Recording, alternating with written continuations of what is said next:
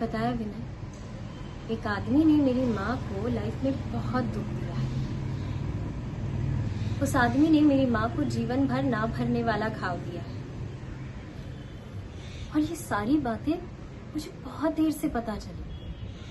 और जब पता चली तब आसपास के सारे आदमियों से नफरत होने लगी थी। बात बात पर चिढ़ जाती थी मैं उनसे, और अगर नहीं चिढ़ी होती थी तो चिढ़ने का बहाना ढूंढ रही होती थी।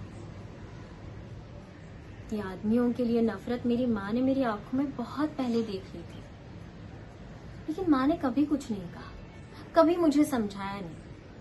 हाँ, बस माँ मुझे अपने साथ छुट्टी वाले दिन वर्कशॉप ले जाने लगी थी, जहाँ माँ अपने हाथों से पैठनी बुना करती थी। तुम्हें पता है, जिस परफेक्शन से और जिस लगन से माँ पैठनी की बारीक बुनाई करती थी, वो देख के तो मैं हैरान हो जाती थी। कैसे माँ इतनी सफाई से, इतनी आसानी से सुनहरे धागों को एक के बाद एक पिरोती जाती है और एक सुंदर सा मोड़ बन जाता है। उसकी बुनाई मेरे लिए जादू था, जादू। माँ गजब की कारागिर है विनय।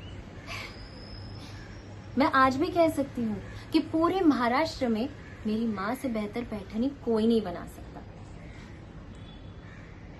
फिर मेरी पहचान माँ ने भीमा काका से करवाई। वर्कशॉप के मालिक भीमा काका के बारे में माँ ने बहुत कुछ बताया।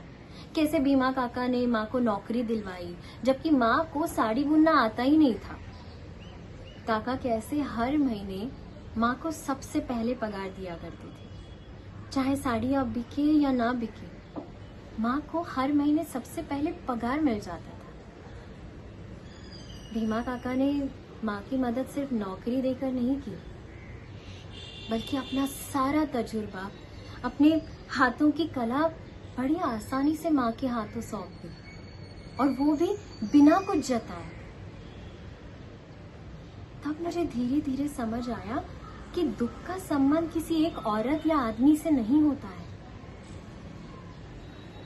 दुख अगर जीवन में आना लिखा है तो वो आ ही जाएगा। अगर किसी आदमी के हाथों की कला से घाव भरना लिखा है तो वो भर ही जाएगा। तुम्हें देखकर मुझे क्या लगता है विनय, पता है कि तुम घाव भरने वाले आदमी हो या नहीं हो, ये तो मैं नहीं जानती, पर तुम घाव देने वाले बिल्कुल नहीं हो।